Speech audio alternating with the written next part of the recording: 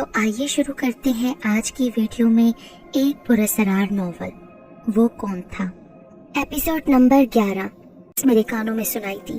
बच्चे की एक आंख की जगह खला था, दूसरी आंख से आंसुओं के शबनमी कतरे उबल रहे थे। मैं तो सरता बाल हरस गया। जिस पापी ने तेरे ऊपर जुल्म किया है उसका नाम उगल दे बालक। मैं तुझे वचन देती हूँ कि मेरी शक्ति तेरे साथ न्याय करेगी। मैं उस अपराधी को नष्ट कर दूंगी और तुझे तेरी माँ से भी मिलवा दूंगी। अपनी जुबान पर पड़े ताले तोड़ दे।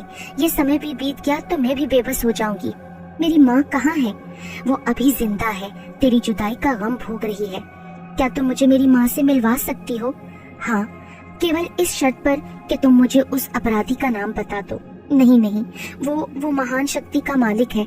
अगर मैंने तुम्हें उसका नाम बता दिया तो वो मेरी दूसरी आंख भी निकाल लेगा। दूसरी आंख भी चली गई तो फिर मैं अपनी माँ के दर्शन कैसे करूँगा?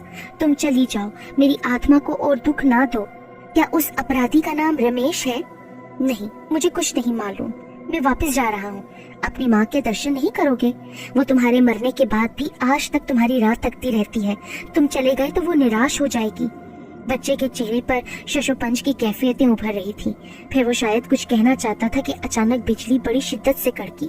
इसके साथ ही एक करीबी कब्र से आग के भयानक शोले भड़क कर धुएं के स्याह बादलों के साथ मरगोले की सूरत में आसमान की तरफ बुलंद होने लगे। मेरे अलावा मनवाला की नजरें भी एक लम्हे को उन शोलों की तरफ उठी और उसी लम्हे बच्चे का वजूद हम दोनों की नजरों से ओझल हो गया। हड्डियों का पिंजर भी नजर नहीं आ रहा था। जमीन का वो हिस्सा जिसे मनवाला के रूप में जोगिया की पुरस्कार कुव्वतों ने खोदा था दोबारा अपनी पुरानी शक्ल में नजर आ रहा था। मैंने मनवाला के हाथों पर नजर डाली तो अब वो अपनी असली हालत में वापस आ गए थे। मनवाला ने जल्दी से मेरा हाथ थाम लिया। आओ, अब वापस चलते हैं। लेकिन वो बच्चा? अपनी जुबान बंद रखो। मैंने तुम्हें कहा भी था कि सिर्फ अपनी अक्ल और आंखें खुली रखना, वरना सारा खेल चौपट हो जाएगा। मैं मौके की नजाकत भांप कर अंदर ही अंदर तिलमिला कर रह गया। कब्रिस्तान से मनवाला के अपार्टमेंट तक वापसी के दौरान हमारे दरमियान मुकम्मल खामोशी थी। मैं मनवाला को उतार कर अपने घर आया तो सुबह के 2:45 बज रहे थे। नींद का गलबा इतना शदीद था कि लिबास तब्दील किए बिना ही बिस्तर पर ढेर हो गया। सुबह के 7 बजे थे जब मैं हड़बड़ा कर उठ बैठा। ऐसा लगा जैसे किसी ने मुझे कच्ची नींद से जबरदस्ती झंझोड़ कर उठा दिया हो। मैंने आंखें मलते हुए देखा तो जोगिया मेरे सामने बैठा किसी गहरी सोच में गर्क था। तुम पहले उठकर लिबास तब्दील करो, हाथ मुंह धोकर ताजा दम हो जाओ। मैं उठकर वॉशरूम चला गया। वापस आया तो मुझे जोगिया से बहुत सी बातें पूछनी थी। वो बच्चा कौन था जिसने हड्डियों के पिंजर से एक जीते जागते नौनिहाल की शक्ल इख्तियार कर ली थी? वो जिस माँ को याद कर रहा था वो कहाँ और किन हालात से दो चार थी? क्या इस बच्चे का ताल्लुक उसी बदनसीब औरत से था जिसे मैंने ख्वाब की हालत में 2 पुजारियों के ज़ेरे आताब देखा था, जो मेरी नजरों के सामने उसे जिंदा जलाने की कोशिश कर रहे थे? लेकिन मनवाला ने कहा था वो अभी तक जिंदा है और बच्चे की राह तक रही है। बच्चे से जिसका नाम पूछा जा रहा था, क्या वो रमेश ही था? और अगर ऐसा ही था तो क्या जोगिया को इस बात का यकीन नहीं था? क्या वो अपनी मावराई ताकतों से असलियत मालूम करने से कासिर था? बच्चे ने खौफजदा अंदाज में उस शख्स का नाम बताने से इनकार क्यों किया? वो कौन संगदिल जालिम था जिसने मासूम बच्चे को उसकी एक आंख से महरूम किया? क्या जो पेपर वेट मेरे हाथ आकर निकल गया उसमें इसी बच्चे की एक आंख मौजूद थी? जिस दस्तावेज पर मैंने दस्तखत कर दिए थे उसमें नरेश चंद्र की जात को किस हद तक दखल हासिल था? क्या वो इस दस्तावेज से वाकिफ था? इसको तैयार करने में उसकी मर्जी शामिल थी या उसे जबरदस्ती किसी मकसद के तहत फांसा जा रहा था? और सबसे अहम बात खुद जोगिया से मुतल्लिक थी। अगर वो दिल के नेहा खानों में झांकने की सलाहियत रखता था, अगर उसकी पुरस्कार कुव्वतों में इतना असर था कि वो मुझे और मेरी माँ की जिंदगी को रमेश की चीरा दस्तियों से तहफ़्फ़ुज़ फराहम कर सकता था, गुजरे हुए और आने वाले कल के बारे में पेशगोई कर सकता था, तो क्या वो इस हकीकत से नावाकिफ रहा होगा कि उस बच्चे की माँ की जिंदगी किसने बर्बाद की थी? उस पर किस जुर्म की पादाश में जुल्म तोड़ा जा रहा था? अचानक भड़कने वाले उन शोलों का क्या राज था जिन्होंने मेरी और मनवाला की तवज्जो एक लम्हे को मबजूल की थी और इसी एक पल में सब कुछ अपनी साबका हालत में आ गया था? अगर गुज़िश्ता रात मनवाला के जिस्म को जोगिया ही की कुव्वत कंट्रोल कर रही थी तो क्या उसे इस बात का खदशा पहले से लाहक नहीं था कि मुखालिफ कुव्वतें उसकी राह में रोड़े अटकाने की कोशिश जरूर करेंगी? और अगर जोगिया की कुव्वत मनवाला को अपने इशारे पर अमल करने की हिदायत नहीं दे रही थी तो फिर वो किसकी कुव्वत थी? मैंने तुमसे कहा था ना कि अपनी आंखें खुली रखना और बुद्धि से काम लेना, परंतु तुम घोड़े बेचकर सो रहे थे। मैं समझा नहीं। मैंने तुम्हारे चौकीदार के जहन को वॉश कर दिया है। अब तुम उससे पूछोगे भी तो उसे ये बात याद नहीं आएगी कि तुम कहीं बाहर गए थे। वो पुलिस के सवालात से बौखलाने की हमाकत नहीं कर सकेगा। पुलिस? हाँ, कुछ देर में पुलिस का अमला यहाँ पहुँचने वाला है। कल रात तुम्हारे मैनेजर रजा को रमेश की पलीद कुव्वतों ने हमेशा की नींद सुला दिया है। पोस्टमार्टम की रिपोर्ट के मुताबिक उसकी मौत हरकतें कल्ब बंद हो जाने के कारण हुई है, परंतु उसकी धर्मपत्नी बार बार ये बयान दे रही है कि मरने से पहले उसका पति बिल्कुल ठीक ठाक था। वो दोनों बिस्तर पर लेटे बातें कर रहे थे जब उसके पति ने अचानक हलक से खरखराहट की आवाज निकालनी शुरू की। हंसते बोलते अचानक उसने दोनों हाथ चलाने शुरू कर दिए। उसके चेहरे पर मौत की स्याही फैल रही थी। वो इस तरह हाथ पांव चला रहा था जैसे कोई उसका गला घोंट रहा हो, और फिर वो अपने बिस्तर पर गिरकर हमेशा के लिए शांत हो गया। पुलिस अब खानापुरी की खातिर तुम्हारा बयान लेने आएगी। बौखलाना मत, वही बयान देना जो सच है। मरने वाला तुम्हारे पास को जरूरी फाइल्स दस्तखत के लिए छोड़ गया था। पुलिस के सामने उन कागजात की बात भूल कर भी मत करना जो तुम जला चुके हो, और नरेश चंद्र का नाम भी तुम्हारी जुबान पर ना आने पाए, वरना गुत्थी और उलझ जाएगी। तुमने कहा था कि बच्चे की आंख वाला पुरस्कार पेपर वेट तो मुझे वापस कर दोगे, जहाँ खोया था वहीं खोजना, परंतु 2 दिन बाद। हो सकता है कि डोर का जो सिरा मेरे हत्थे नहीं चल रहा तुम्हारी पकड़ में आ जाए। ये कहकर जोगिया गायब हो गया। जोगिया के जाने के बाद माँ हाथ में सुबह का अखबार लिए दाखिल हुई। कुछ खबर है तुम्हें? हमारा मैनेजर रजा कल रात अल्लाह को प्यारा हो गया है, लेकिन उसकी बीवी जो बयान दे रही है वो समझ में नहीं आता। शायद बेवकी के अचानक सदमे ने उसके दिलो दिमाग को बुरी तरह मुतासिर किया है। मैंने अखबार उठाकर एक सरसरी नजर डाली। आप फिक्र न करें अम्मी, मैं उसकी बेवा और घरेलू अखराजात का पूरा ख्याल रखूंगा। माहाना वजीफा मुकर्रर करने के अलावा उसकी दीगर जरूरियात को फर्म के अकाउंट से पूरा किया जाएगा। फिर मैं माँ के साथ नाश्ता करने में मसरूफ था जब इलाके का एसपी, एक इंस्पेक्टर और 2 कांस्टेबलों के हमरा कागजात की खानापूरी करने आ गया। एसपी मेरा वाकिफकार था, इसलिए उसने ज्यादा छानबीन नहीं की। रस्मी कागजी कार्रवाई के बाद उसने उठते हुए कहा, एक बात मेरे जहन को न जाने क्यों उलझा रही है। जब पोस्टमार्टम और पुलिस सर्जन की रिपोर्ट से ये बात वाज़ेह है कि मौत हरकतें कल बंद होने से वाक़ई हुई है, तो मरहूम की बेवा बार बार पुलिस को पुरस्कार टाइप के बयानात देने पर क्यों मुसिर है? वो हमें क्या बावर कराना चाहती है? हो सकता है कि हरकतें कल बंद होने से पेशतर मरने वाले पर जो सुकराती कैफियत तारी हुई हो, उसने बेवा के जहन को शदीद तौर पर मुतासिर किया हो। मैंने सरसरी अंदाज में कहा, क्या आप कभी मरहूम की बेवा से मिल चुके हैं? जी नहीं। मरने वाले के बारे में आपकी जाती राय क्या है? वो किसी उलझन या परेशानी का शिकार तो नहीं था? मेरी मालूमात के मुताबिक बज़ाहिर रजा साहब न सिर्फ ये कि बेहद दयानतदार, काबिल एतमाद और अपने काम से काम रखने के आदी थे, बल्कि निहायत कनात पसंद और मुनकसिरुल मिजाज तबीयत के मालिक थे। उनकी तनख्वाह भी माकूल थी। उन्होंने फर्म से कभी अपनी किसी जरूरत के पेश नजर कोई एडवांस वगैरह लेने की भी जरूरत महसूस नहीं की थी। आपकी मरने वाले से आखिरी मुलाकात कब हुई? कल ही की बात है, जब वो हस्बे मामूल 2-3 जरूरी फाइल्स मेरे दस्तखत की गर्ज से लाए थे। उस वक्त तो वो बेहद मुतमईन नजर आ रहे थे। आपकी वालिदा के मिजाज अब कैसे हैं? शुक्र है अल्लाह का, सेहतमंद है। वैसे इलाज चल रहा है। आपकी कार को पेश आने वाले हादसे का क्या बना? इलाका पुलिस अभी तक छानबीन कर रही है। मेरे लायक कोई खिदमत? अगर कभी जरूरत महसूस हुई एसपी साहब, तो जहमत देने से गुरेज नहीं करूंगा। पुलिस पार्टी खाना पूरी करने के बाद चली गई तो मैं अंदर आ गया, जहाँ माँ के चेहरे पर अभी तक जख्मों को ठेस लगने वाली कर्ब की कैफियत तारी थी। 1 हफ्ता बीत गया, मैंने दफ्तर जाना शुरू कर दिया। कारोबार की देखभाल भी जरूरी थी। जोगिया के कहने के मुताबिक 2 रोज बाद ही वो पुरस्कार पेपर वेट मुझे कपड़ों की अलमारी में उसी जगह रखा मिल गया था जहाँ से गायब हुआ था। मैं महसूस कर रहा था कि इस पेपर वेट से उस बच्चे का कोई न कोई ताल्लुक जरूर है, जिसे कदीम कब्रिस्तान की एक कब्र से पिंजर की शक्ल में निकाला गया था। जोगिया ने मनवाला की सूरत में बच्चे से उस शख्स का नाम मालूम करने की बार बार कोशिश की थी जिसने उसकी माँ की जिंदगी को कोई रोक लगा दिया था। बच्चे के चेहरे पर मंडलाने वाले खौफजदा तासुरात इस बात की गमासी कर रहे थे कि मरने के बाद भी वो किसी डर से उस जालिम का नाम जुबान तक लाने से गुरेज कर रहा था। जोगिया ने माँ के बाहर ना निकलने की जो शर्त आयद की थी, उसका वक्त पूरा होने में सिर्फ 1 दिन बाकी रह गया था। मैं इस तरफ से मुतमईन था कि माँ ने जहाँ 10 रोज तक मेरे झूठ के मुताबिक किसी डॉक्टर के कहने पर अमल किया था, वहाँ 1 रोज और उसकी हदायत का ख्याल रखेंगी। 1 हफ्ते के दौरान जोगिया ने भी मुझसे किसी तौर राब्ता कायम करने या सामने आने की जहमत गवारा नहीं की थी। चुनाचे मेरी तशवीश में रोज अफजों इजाफा हो रहा था। मुझे फाकरा की तरफ से भी फिक्र लाहक थी। माँ ने बेगम नफीस से मिलकर शादी की तारीख पक्की कर ली थी और बार बार मुझसे शादी कार्ड छपवाने का तकाजा कर चुकी थी। मैं कोई ना कोई बहाना करके उन्हें बहलाता रहता था। उस वक्त मैं दफ्तर में बैठा कारोबारी मसरूफियात में उलझा हुआ था जब घर से माँ का फोन आ गया। शादी के कार्ड्स का क्या बना, कब तक छपवा कर तैयार करोगे? मेरा ख्याल है 2-4 दिनों में मिल जाएंगे अम्मी। दानिश, कहीं तुम फाखरा से शादी करने से हिचकिचा तो नहीं रहे?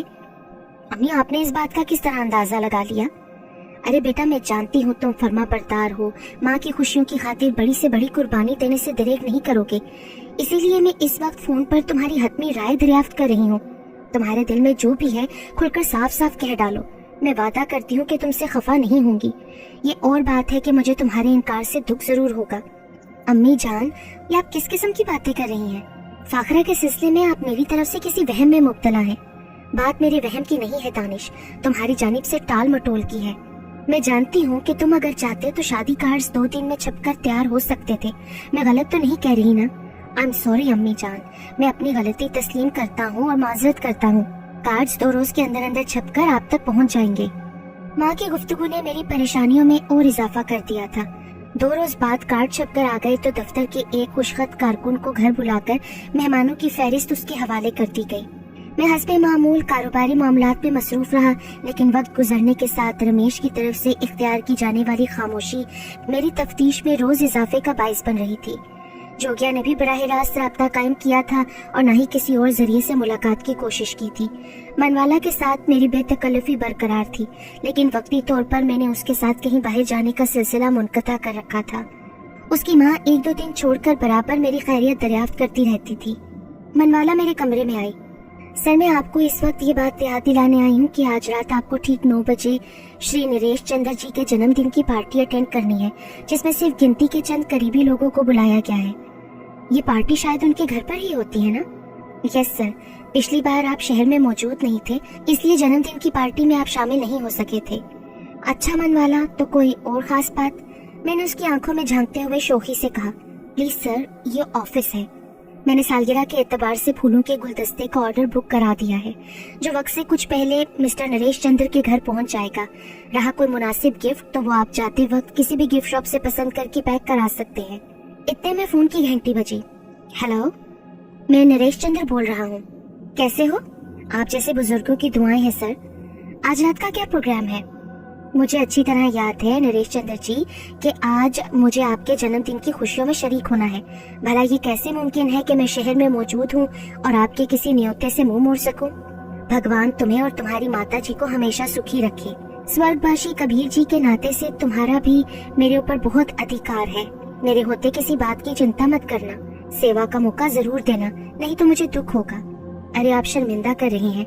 मेरे पास अल्लाह का दिया जो कुछ भी है उसमें वालिद साहब से आपकी दोस्ती और मेरे साथ आपकी रहनुमाई को भी हमेशा बड़ा दखल रहा है। मेरे पास वो अल्फाज नहीं है जो आपका शुक्रिया अदा कर सकूं। नहीं पुत्र नहीं, जहाँ मन मिले हों, गहरे संबंध हो, वहाँ शुक्रिया की बात नहीं करते। तुम नहीं जानते कि तुम्हारे पिता ने मेरे ऊपर कितने एहसान किए हैं। मैं अगर सारा जीवन भी तुम्हारे परिवार की सेवा करता रहूं, तब भी उनके एहसानों के बोझ तले दबा रहूंगा। वो मनुष्य नहीं, देवता थे, देवता। ऐसे महान पुरुष थे जिनकी भक्ति करना भी मेरे लिए धर्म समान है। अपनी माता जी को मेरा प्रणाम कहना, हो सके तो उन्हें भी जरूर साथ लाना। मैं कोशिश करूंगा। वैसे डॉक्टर ने उन्हें बेड रेस्ट का मशवरा दिया है। ओह, अगर ये बात है तो फिर उनको तकलीफ मत देना। कुछ देर रस्मी गुफ्तगू के बाद दूसरी जानिब से सिलसिला मुनक़ता किया गया तो मेरे जहन में एक बार फिर वो दस्तावेज उभर आई जिस पर दस्तखत कर देने की सूरत में मुझे और मेरे कारोबार को शदीद धचका पहुंच सकता था। नरेश चंद्र की पुरखुलूस बातों से साफ जाहिर था कि वो न सिर्फ मेरे हमदर्द थे बल्कि मेरे मरहूम वालिद के शुक्रगुजार भी थे। अगर उनकी बातों में रियाकारी और किसी साजिश के बजाय सिर्फ मोहब्बत और खलूस का दखल था तो फिर वो दस्तावेज किसने और क्यों तैयार की थी?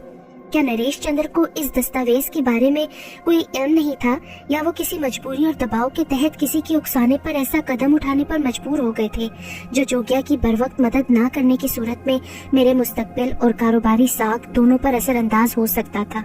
सच क्या था और क्या झूठ, मुझे कुछ मालूम नहीं था। मैंने माँ को नरेश चंद्र की सालगिरह में जाने के प्रोग्राम से आगाह कर दिया था। चुनाचे 8 बजे मैं अपने कमरे में आकर जाने की तैयारी करने लगा। 9 बजने से कुछ देर पहले मैं गुप्ता भवन पहुंचा तो नरेश चंद्र और उनकी धर्मपत्नी ने वसी और ईज लॉन पर लगे पंडाल के बाहर मेरा इस्तकबाल किया। मैं पंडाल में दाखिल हुआ तो वहाँ कई जाने पहचाने कारोबारी चेहरे नजर आए। सालगिरह का एहतमाम हस्बे हैसियत किया गया था। एक मुख्तसर स्टेज को निहायत खूबसूरती से सजाया गया था। केक भी मौजूद था। रोशनियों का इंतजाम भी खूब किया गया था। स्टेज के बाईं तरफ ऑर्केस्ट्रा मौजूद था, जिस पर मध्यम सुरों में मौके की मुनासबत से मुंतखब नगमों की धुन बजाई जा रही थी। मेहमानों की तादाद मनवाला की फराहम करदा इतला के मुताबिक कुछ ज्यादा नहीं थी। मैंने एक ऐसी मेज का इंतखाब किया जिस पर उस वक्त सिर्फ एक आदमी मौजूद था।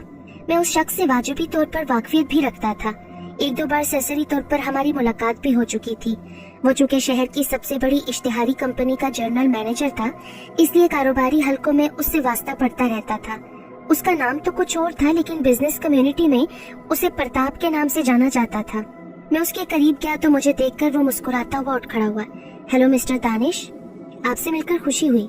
मेरे और प्रताप के दरमियान रस्मी गुफ्तगू जारी थी कि जन्मदिन का केक काटने का ऐलान किया गया।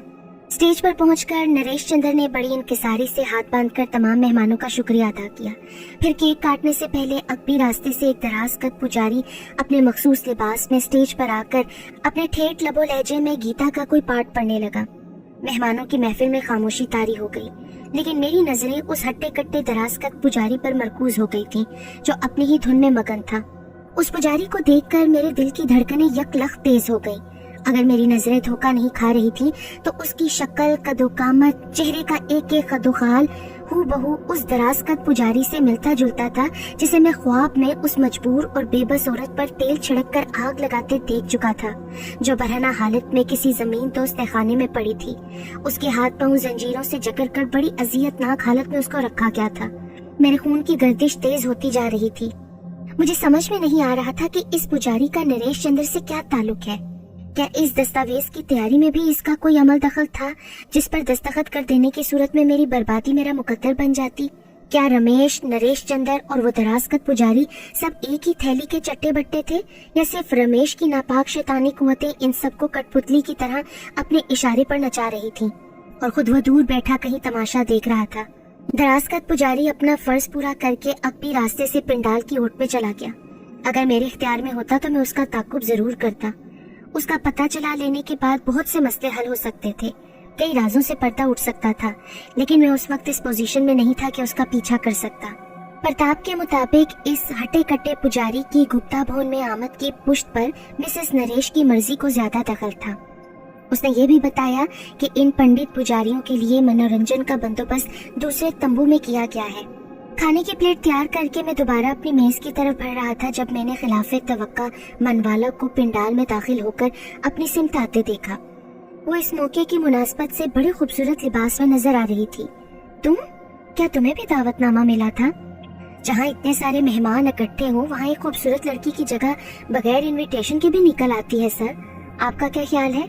किसके बारे में? तुम्हारा सवाल लड़की से मुतालिक है या मेहमान के बारे में दरियाफ्त कर रही हो? एक सच्ची बात कहूँ? कहो। दोनों ही अपनी अपनी जगह कुछ ज्यादा बुरे नहीं है। खैर, मनवाला के आ जाने से मुझे खुशी हुई। मैं अपना गिफ्ट पैक लेकर नरेश चंद्र की तरफ बढ़ा। यह मेरी तरफ से आपके जन्मदिन का हकीर तोहफा है। सालगिरह मुबारक हो। इसकी क्या जरूरत थी पुत्र, तुम खुद आ गए, यही मेरे लिए कम नहीं था। उन्होंने रस्मी तौर पर कहा, फिर मेरी पीठ थपथपाते हुए दूसरे मेहमानों की तरफ मतवज्जा हो गए। तुमने बर वक्त मेरी इज्जत रख ली, वरना बड़ी शर्मिंदगी उठानी पड़ती मुझे मनवाला। असल में मैं रास्ते में तोहफा पैक कराना भूल गया था। न जाने कैसे मनवाला को पता चल गया और वो मेरे लिए तोहफा पैक करा लाई थी। आपने भी घर से निकलते वक्त जो इत्तफाकिया हरकत की थी, वो इस वक्त हमारे बहुत काम आएगी। क्या मतलब? आप उस पेपर वेट को क्यों भूल रहे हैं जो आपके कोट की अंदरूनी जेब में पड़ा है? तुम? मैं बुरी तरह चौंका। नाग बिच्छू। मनवाला के मुंह से जोकिया का मखसूस कोट निकला। हो सकता है कि वापसी में तुमको घर की बजाय कहीं और जाना पड़ जाए, लेकिन हिम्मत से काम लेना, मैं सब कुछ संभाल लूंगी। एक बात और सुन लो, तुम्हारे ऊपर जो बीतेगी उसमें मेरा हाथ भी शामिल होगा। तुम घबरा मत जाना। अभी कुछ देर पहले मैं जानती हूँ, तुम शायद उस दराजकद पुजारी की बात कर रहे हो ना, जिसे तुमने सपने में देखा था? हाँ, लेकिन क्या उसे इस बात का इल्म नहीं था कि मैं भी इस महफिल में शिरकत करूंगा? धीरज से काम लो। मैंने जो जाल बिछाया है, अगर वो उसमें फंस गया तो फिर असल कामयाबी का सेहरा तुम्हारे ही सर होगा। मैं उसे यहाँ तुम्हारी मौजूदगी की इत्तला किसी और जुबान में दे चुकी हूँ। अगर मेरा दाव चल गया तो समझो डोर का वो सिरा भी मेरे हाथ आ जाएगा, जिसकी मुझे एक अरसे से तलाश थी। मैं मनवाला के रूप में नजर आने वाले जोगिया से उसकी बात का मकसद दरियाफ्त करना चाहता था, लेकिन मुझे उसका मौका ही नहीं मिला। पीछे से किसी ने मेरे कंधे पर हाथ रखा तो मैं तेजी से पलटा। मेरी आंखें खुली की खुली रह गईं। मेरे सामने वही दराज कद हट्टा कट्टा पुजारी खड़ा था। मुझे कीना तो उस नजरों से घूर रहा था जिसे मैंने केक कटने से पेशतर देखा था।